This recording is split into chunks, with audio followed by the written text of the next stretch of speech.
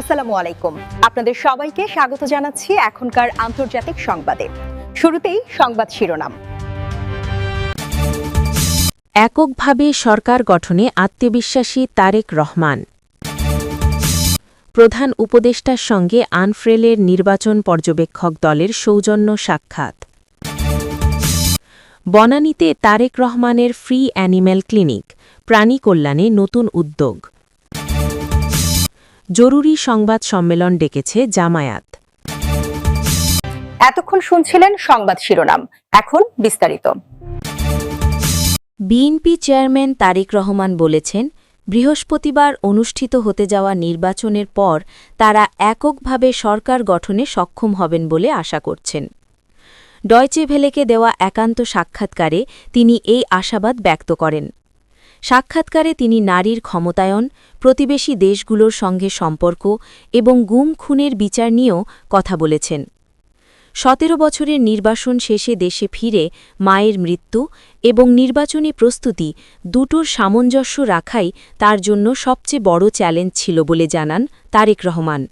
প্রশ্ন: ১২ই ফেব্রুয়ারি বাংলাদেশে জাতীয় নির্বাচন ও গণভোট। তো এই নির্বাচন কতটা সুষ্ঠু হবে বলে আপনি আশাবাদী?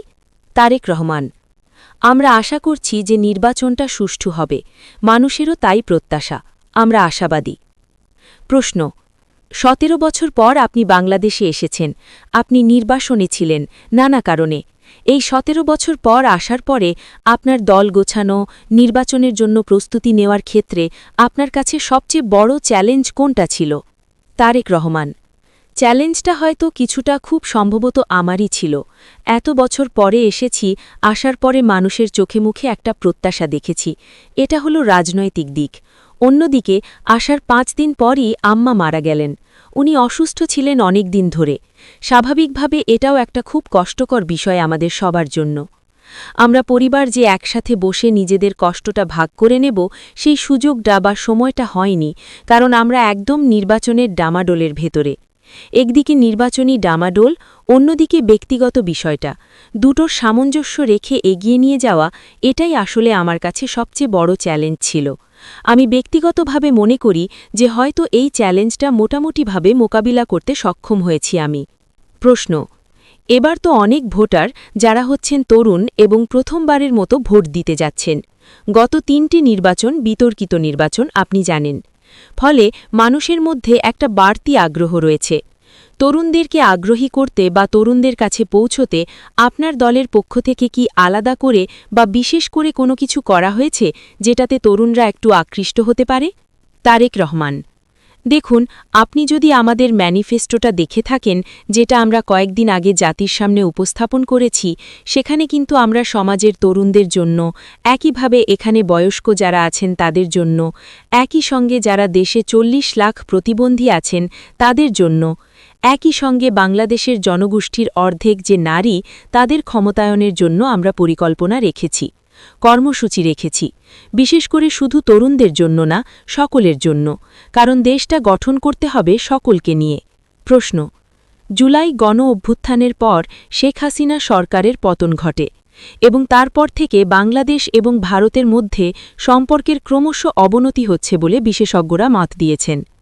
এই যে সম্পর্ক, এবং অতীতে দেখা গেছে যে গত ১ দশকে অনেকে মনে করেন যে ভারতের সঙ্গে বিএনপির একটা দূরত্ব রয়ে গেছে এবং সেই দূরত্বটা ঘোচানো যায়নি।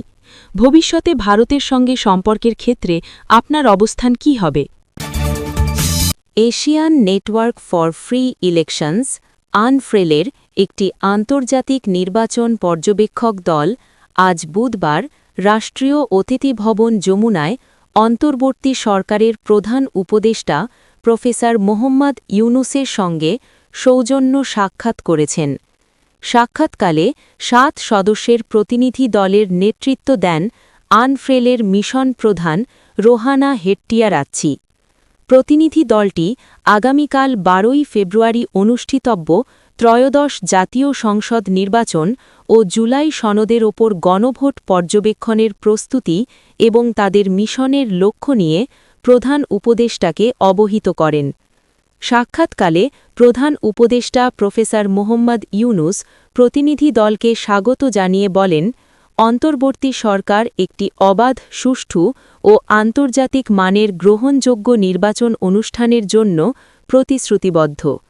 আমরা চাই এই নির্বাচন বিশ্বের কাছে একটি মাইল ফলক হয়ে থাকুক। তিনি নির্বাচন পর্যবেক্ষণে আনফ্রেলের মতো অভিজ্ঞ সংস্থার সক্রিয় অংশগ্রহণকে স্বাগত জানান এবং আশাবাদ ব্যক্ত করেন যে বিদেশি পর্যবেক্ষকদের উপস্থিতি নির্বাচনের স্বচ্ছতা ও ভোটারদের আস্থা আরও বাড়িয়ে তুলবে। প্রতিনিধি দলটি বাংলাদেশের নির্বাচনী পরিবেশ এবং ভোটারদের উৎসাহ নিয়ে ইতিবাচক মন্তব্য করেন। এই সময় প্রধান উপদেষ্টার কার্যালয়ের টেকসই উন্নয়ন লক্ষ্যমাত্রা বিষয়ক মুখ্য সমন্বয়ক লামিয়া মোর্শেদ এবং পররাষ্ট্র মন্ত্রণালয়ের ঊর্ধ্বতন কর্মকর্তাবৃন্দ উপস্থিত ছিলেন। উল্লেখ্য, আনফ্রেল দক্ষিণ পূর্ব এশিয়া ও দক্ষিণ এশিয়ার বিভিন্ন দেশে নির্বাচন পর্যবেক্ষণ ও গণতান্ত্রিক প্রক্রিয়া শক্তিশালীকরণে দীর্ঘদিন ধরে কাজ করে আসছে। এবার বাংলাদেশের ইতিহাসে অন্যতম বৃহৎ এই নির্বাচনে তারা বিভিন্ন জেলায় তাদের পর্যবেক্ষক দল মোতায়েন করেছে। রাজধানীর বনানীতে BNP chairman Tarique Rahman Bangladesh animal welfare association BAWA কার্যালয়ে একটি ফ্রি অ্যানিমাল ক্লিনিক উদ্বোধন করেছেন। আজ বুধবার দুপুর 12:30টার দিকে বনানীর কে ব্লক 24 নম্বর রোডের 18 নম্বর বাসভবনে অবস্থিত এই কার্যালয়ে উদ্বোধন অনুষ্ঠানে উপস্থিত ছিলেন বিএনপি মিডিয়া সেলের সদস্য আতিকুর রহমান রুমান সহ আয়োজক সংগঠনের নেতারা। বিনামূল্যে প্রাণী চিকিৎসা নিশ্চিত করতে এই ক্লিনিক প্রতিষ্ঠা করা হয়েছে। ক্লিনিকটি শহরের পোষ্য প্রাণী যেমন কুকুর, বিড়াল, পাখি ছাড়াও রাস্তার ঘাস চড়ে থাকা প্রাণীদের চিকিৎসা, টিকা ও প্রয়োজনীয় ঔষধ সরবরাহ করবে। দীর্ঘদিন ধরে বাংলাদেশ অ্যানিমাল ওয়েলফেয়ার অ্যাসোসিয়েশন এই কার্যক্রম পরিচালনা করছে এবং তারেক রহমানের পৃষ্ঠপোষকতায় এটি আরও শক্তিশালী হয়েছে। উদ্বোধনী অনুষ্ঠানে তারেক রহমান বলেন, প্রাণীর কল্যাণ ও তাদের সুষ্ঠু যত্নে আমাদের সক্রিয় অংশগ্রহণ প্রয়োজন। বিনামূল্যে চিকিৎসা সেবা নিশ্চিত করা হল এই উদ্যোগের মূল লক্ষ্য।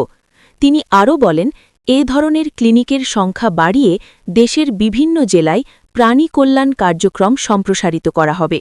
উদ্যোক্তা নেতারা জানান, ক্লিনিকে প্রতিদিন নির্দিষ্ট সময়সূচিতে বিনামূল্যে স্বাস্থ্য পরীক্ষা, টিকা, ওষুধ বিতরণ ও জরুরি চিকিৎসা সেবা প্রদান করা হবে।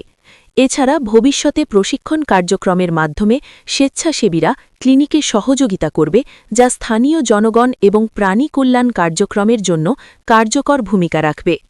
এই ক্লিনিক উদ্বোধনের মাধ্যমে বনানী ও আশেপাশের এলাকায় প্রাণী স্বাস্থ্যসেবা ব্যবস্থা শক্তিশালী হচ্ছে এবং এটি দেশের প্রাণী কল্যাণে একটি নতুন দিক নির্দেশনা হিসেবে বিবেচিত হচ্ছে।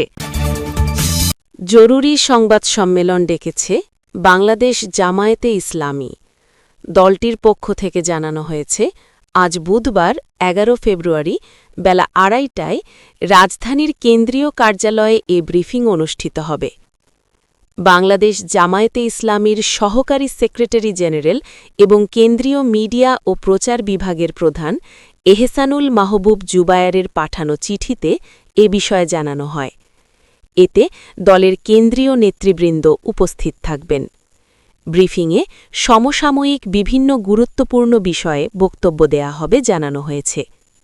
এদিকে বুধবার সকালে ঢাকা থেকে আকাশপথে সৈয়দপুর বিমানবন্দরে আসার পর নগদ 50 লাখ টাকাসহ ঠাকুরগাঁও জেলা জামায়াতের আমির বেলাল উদ্দিনকে আটক করে পুলিশ।